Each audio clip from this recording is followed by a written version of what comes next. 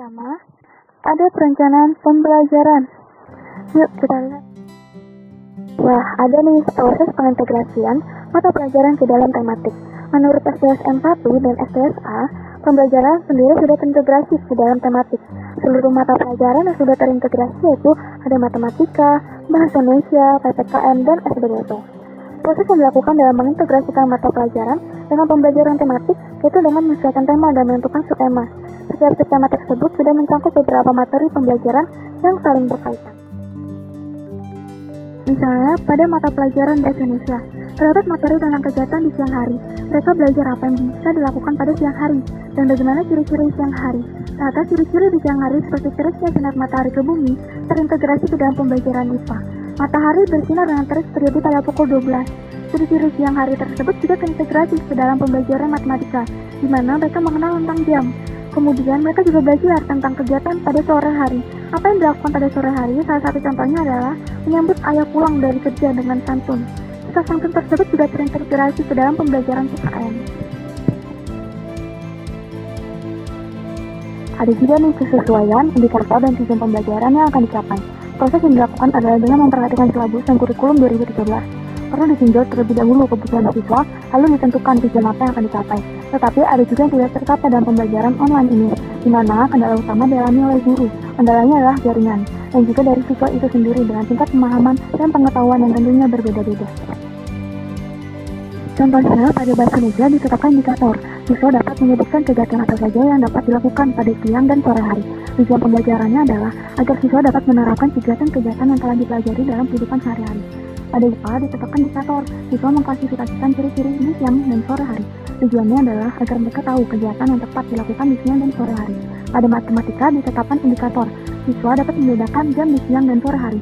Tujuannya adalah agar mereka tahu bagaimana penulisan jam yang tepat di siang dan sore hari. Pada PPKN ditetapkan indikator siswa mengimplementasikan sikap santun pada orang tua. Tujuannya adalah agar siswa dapat berperilaku sopan santun pada orang tua. Selanjutnya ada metode pembelajaran yang digunakan oleh SDSM 1, yaitu ada tanya jawab, praktek, demonstrasi, dan blended learning. Setelah itu, pada SDSA ada ceramah, tanya jawab, demonstrasi, dan penugasan. Literasi yang sudah dikembangkan dalam pembelajaran yang berhubungan dengan literasi dasar, baik kelas 1, kelas 2, dan kelas 3 dari dua sekolah tersebut adalah literasi baca tulis, literasi numerasi, literasi digital, literasi sains, dan literasi budaya atau kewargaan. Adapun aktivitas yang dilakukan pada literasi baca tulis kelas 1, kelas 2, kelas 3 SDSM 1, kelas 1, dan kelas 3 SDSA adalah guru meminta siswa membaca dongeng, membaca buku cerita, membaca teks bacaan yang sudah dibagikan. Sedangkan aktivitas yang dilakukan pada literasi numerasi kelas 1, kelas 2 SDSM 1, kelas 1, kelas 2, kelas 3 SDSA adalah guru meminta anak untuk menghitung, menyelesaikan tugas yang diberikan dengan menggunakan benda di sekitarnya, dan mengerjakan soal pelatihan pada setiap pertemuan. Aktivitas yang dilakukan pada literasi digital terdapat pada siswa kelas 2 SD SM1 dan terdapat pada siswa kelas 3 SD SA, yaitu dengan meminta anak untuk menggunakan YouTube untuk memahami sebuah cerita seperti dongeng, lalu menceritakan dan mengambil makna dari dongeng tersebut. Literasi sains terdapat pada siswa kelas 1 dan kelas 2 SDSA, yaitu guru membawa benda di sekitarnya yang digunakan untuk membangun cara berpikir seperti menggunakan benda padat dengan membawa pulpen dan kacamata. Mempelajari kegiatan di siang hari untuk mengumpulkan bagaimana ciri-ciri pada siang hari. Literasi budaya sudah dikembangkan pada siswa kelas 2 SD SM1, yaitu menggunakan batik setiap hari Rabu, mengadakan wisata virtual, memperkenalkan lagu daerah, menampilkan dongeng seperti asal-usul Surabaya melalui YouTube. juga terdapat pada siswa kelas 1 dan kelas 3 SD SA, yaitu siswa dijelaskan bahwa mereka memiliki teman yang berbeda suku dan agama, menggunakan batik setiap hari Jumat, membaca cerita rakyat saat mata pelajaran bahasa Indonesia dengan menggunakan YouTube. Komponen kedua, hasil analisis kebutuhan pembelajaran di SD yang kami lakukan adalah pelaksanaan pembelajaran. Penggunaan metode pembelajaran yang dilakukan pada dua sekolah adalah beberapa menggunakan sesuai dengan kebutuhan siswa, dan ada yang sudah relevan karena sesuai dengan kebutuhan siswanya. Kendala yang dialami dalam menjalankan metode tersebut adalah jaringan yang tidak stabil baik dari guru maupun siswanya, terbatas alat dan waktu. Ada siswa yang tidak bisa diam, beberapa siswa belum lancar dalam membaca dan lambat dalam memahami materi yang diberikan. Cara untuk mengatasi yang dilakukan adalah memberikan waktu, lalu bertanya ulang materi yang diberikan. Menunggu koneksi atau mengganti device yang hemat kuota. Siswa dibimbing oleh guru dalam menjelaskan ulang dengan memberitahu secara perlahan dan memberikan soal yang berulang agar siswa tidak lupa dengan materi tersebut. Penggunaan media pembelajaran yang sama dilakukan pada jenjang kelas 1 sampai kelas 3 SD pada dua sekolah tersebut, yaitu menggunakan video yang sudah ada, tetapi juga membuat video pembelajaran sendiri, juga menggunakan YouTube. Menggunakan PPT pada kelas 1, kelas 2, kelas 3 SD SM1, dan kelas 1, kelas 3 SD SA, baik yang dikembangkan sendiri dengan mengambil sumber tambahan sesuai dengan kebutuhan siswa dan materi yang akan dipelajari. Dalam pembelajaran online, platform yang digunakan untuk melakukan pembelajaran online di sekolah SM1 dan SA adalah Google Classroom, Google Meet, Zoom Meeting, dan YouTube sebagai perantara video pembelajaran.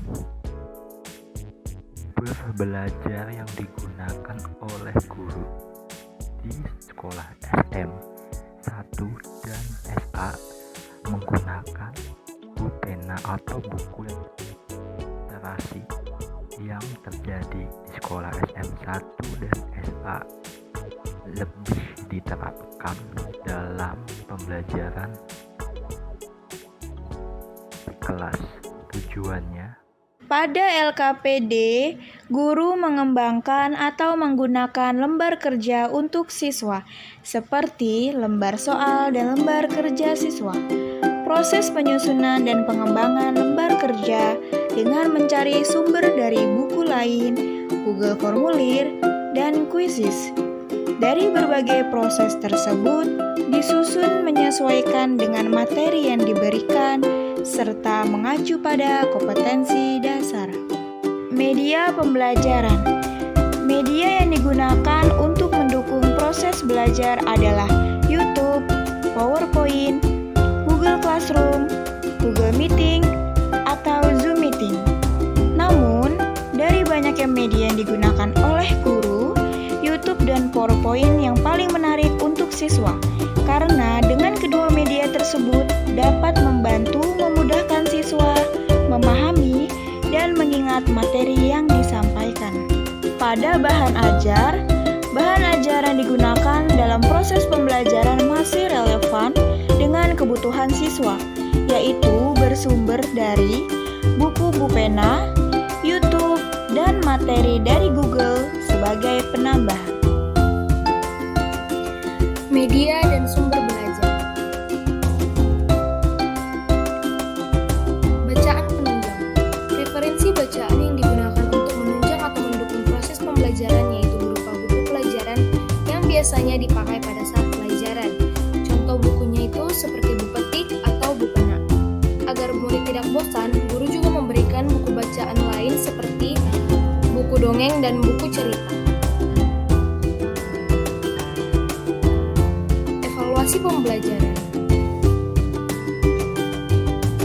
Pada saat guru menjelaskan mengenai materi pembelajaran, murid akan menyimaknya dan akan mengerti mengenai pembelajaran tersebut. Tetapi, ada juga murid yang kurang mengerti, tetapi takut untuk menanyakan mengenai pembelajaran tersebut kepada gurunya.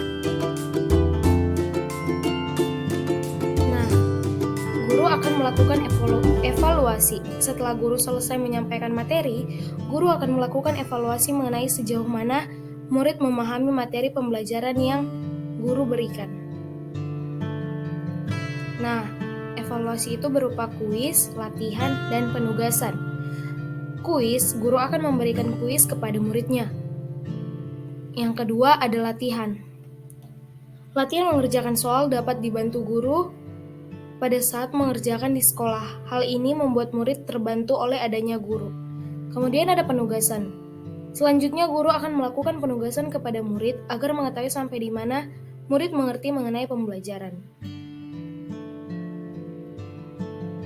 Kisi-kisi instrumen evaluasi pembelajaran. Guru sudah membuat kisi-kisi instrumen pembelajaran pada saat PTS, PAS, dan PAT. Instrumen evaluasi yang digunakan tidak menggunakan instrumen khusus. Guru hanya memberikan penugasan kepada murid karena dirasa penugasan dari buku tersebut atau buku pena sudah cukup untuk evaluasi pembelajaran. Guru membuat kisi-kisi instrumen evaluasi pembelajaran dengan memperhatikan tema, kurikulum, kompetensi dasar, kompetensi inti, dan indikator. Pengukuran kemampuan tingkat tinggi. Pada sekolah SM1, guru mengukur kemampuan tingkat tinggi pada siswa dengan dua cara. Pertama, guru akan mengamati siswa dalam setiap pembelajaran yang dilakukan. Kedua, siswa akan diberikan latihan soal dalam berbagai level, mulai dari tingkat tinggi sampai tingkat rendah. Dari latihan soal yang diberikan, akan diketahui seberapa besar pemahaman yang didapatkan. Di sekolah SA, guru mengukur kemampuan berpikir tingkat tinggi pada siswa dengan cara, pertama, mengamati siswa dalam setiap pembelajaran yang dilakukan. Yang kedua, siswa diberikan latihan soal dengan tingkat kesulitan yang bertahap. Guru juga memberikan kuis singkat secara lisan. Dari kuis itu, dapat dilihat keaktifan mereka dalam belajar. Latihan soal dan kuis lisan yang diberikan guru dapat mengukur tingkat berpikir dan pemahaman pada siswa. Pedoman rubrik penilaian. Di sekolah SM1, guru menggunakan 3 cara dalam membuatnya. Pertama, guru menggunakan persenan dalam setiap aspek. Kedua, guru menggunakan buku nilai. Ketiga, guru menentukan tujuan, kriteria, dan menentukan deskriptor untuk setiap level. Di sekolah SA, guru menggunakan 3 cara dalam membuat pedoman rubrik penilaian. Pertama, ada guru yang menyesuaikannya dengan kurtilas. Yang kedua, guru menyesuaikan dengan kondisi siswa. Yang ketiga, guru menyesuaikan dengan yang sudah ada dari sekolah. Guru menggunakan 3 teknik penilaian dalam 3 aspek. Aspek kognitif dilihat dari latihan soal. Aspek afektif, guru melakukan pengamatan pada siswa pada saat pembelajaran. Aspek psikomotorik dilihat dari bagaimana siswa menyampaikan pendapat, menanggapi pertanyaan, dan pembuatan tugas video. Pengolahan hasil evaluasi. Di sekolah SM1, guru menggunakan 3 cara dalam mengolah hasil evaluasi. Yang pertama, guru mengolahnya dengan menetapkan 75% untuk aspek afektif dan psikomotorik, serta 25% untuk aspek kognitif. Yang kedua, guru mengolahnya dengan merata-rata nilai. Yang ketiga, guru mengolahnya dengan merumuskan tujuan, menetapkan aspek, dan menentukan teknik penilaian. Di sekolah SA, guru mengolah hasil evaluasi pembelajaran dengan 3 cara. Yang pertama adalah dengan membuat refleksi, yang kedua mengamati siswa, yang ketiga memberi latihan soal, kemudian nilai di rata-rata dan dimasukkan ke dalam tabel penilaian. Hasil pengolahan evaluasi yang telah ditetapkan digunakan untuk mengukur kemampuan dan pengetahuan siswa, serta mengidentifikasi kendala yang dialami.